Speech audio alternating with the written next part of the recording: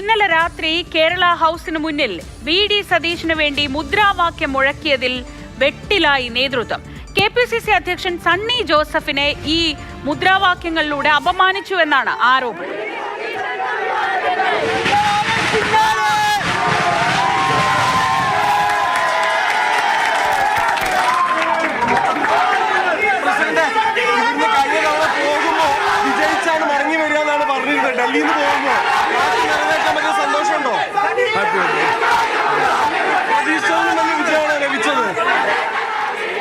NSU പ്രവർത്തകരാണ് ഈ സ്വീകരണം സംഘടിപ്പിച്ചതെന്നായിരുന്നു ആദ്യഘട്ടത്തിൽ പറഞ്ഞത്. എന്നാൽ ഇത് സംഘടിപ്പിച്ചത് മുസ്ലിം ലീഗും MSFും ചേർന്നാണെന്നാണ് NSUIയുടെ വിശദീകരണം. പരിപാടിയിൽ NSUI പ്രവർത്തകർ പങ്കെടുത്തിരുന്നില്ലെന്നും ദേശീയ പ്രസിഡന്റ് വിനോദ് ജാഖർ വ്യക്തമാക്കി. इस घटना से जो है NSUI का किसी प्रकार का कोई संबंध नहीं है और इस घटना का NSUI कड़े शब्दों में निंदा करती है।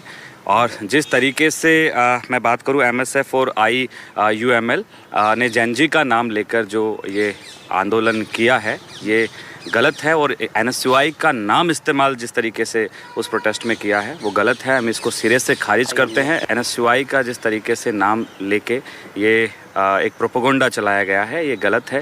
इसका NSUI के कार्यकर्ताओं से किसी प्रकार का कोई लेना देना नहीं है. അതേസമയം സ്വീകരണ പരിപാടിയുമായി ബന്ധമില്ലെന്നാണ് MSFന്റെ വാദം. ജെൻസി കൂട്ടായ്മയാണ് സ്വീകരണ പരിപാടി സംഘടിപ്പിച്ചതെന്നും അതിൽ മുസ്ലിം ലീഗിനോ MSFനോ KMCCക്കോ പങ്കില്ലെന്നും Delhi KMCC general secretary Muhammad Haleem പറഞ്ഞു. ബി ബാലഗോപാൽ തന്നെ വിവരങ്ങൾ നൽകും. ബാലു, ഇന്നലെ സംഘടിപ്പിച്ച സ്വീകരണം ഒരുതരം അപമാനിക്കലിലേക്ക് കടന്നു എന്നതാണ് സൂചനകൾ. വളരെ ഗൗരവത്തോടെയാണ് നേതൃത്വം ഇത് എടുത്തിട്ടുള്ളെങ്കിലും ഉത്തരവാദിത്വം ഏറ്റെടുക്കാൻ ആരുമില്ല. ഈ സ്വീകരണ പരിപാടിയും അവിടെ കൂടിയ ആ കൂട്ടത്തിനുമൊക്കെ ഉത്തരവാദിത്വം പറയാൻ ആരുമില്ല എന്നതാണോ നിലവിലെ സ്ഥിതി?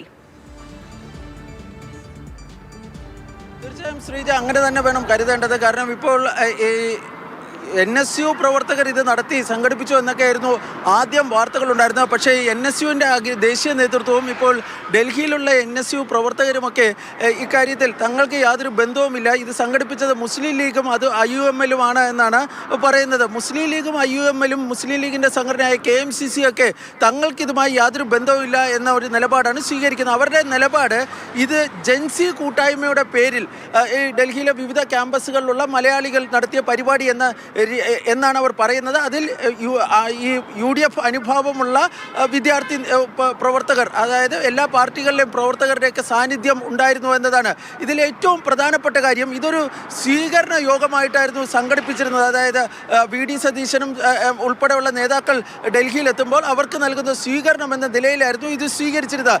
ഇത് ഇപ്പോൾ NSU പ്രവർത്തകരൊക്കെ പറയുന്നത് തങ്ങളെ ചിലർ സമീപിച്ചിരുന്നു, ഇങ്ങനെ ഒരു സ്വീകരണം നൽകുവാൻ വേണ്ടി സമീപിച്ചിരുന്നു, അതിൽ ജെൻസി കൂട്ടായ്മ എന്ന രീതിയിലാണ് സമീപിച്ചതെന്നാണ്. പക്ഷേ ഇതിന് പിന്നിൽ കൃത്യമായൊരു ആസൂത്രണമുണ്ട് എന്നാണ് കോൺഗ്രസ് ഹൈക്കമാൻഡുമായി ബന്ധപ്പെട്ട കേന്ദ്രങ്ങൾ പറയുന്നത്. കാരണം സതീശന് സ്വീകരണം നൽകുന്നതിൽ യാതൊരു തെറ്റുമില്ല.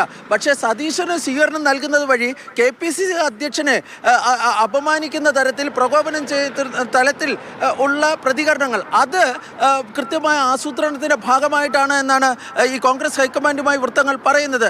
രമേശ് ചെന്നിത്തല ഇന്നലെ അവിടെ വരേണ്ടതായിരുന്നു. അദ്ദേഹം ഉണ്ടായിരുന്നുവെങ്കിൽ അദ്ദേഹത്തിനും സമാനമായ രീതിയിലുള്ള കാര്യങ്ങൾ നേരിടേണ്ടി വന്നേനെ എന്നാണ് ഇപ്പോൾ ഇവർ വിശ്വസിക്കുകയും ചെയ്യുന്നത്. ഏതായാലും ഇതുമായി ബന്ധപ്പെട്ട് വിശദമായ അന്വേഷണം NSUI ആരംഭിച്ചിട്ടുണ്ട്, കോൺഗ്രസ് ആരംഭിച്ചിട്ടുണ്ട്.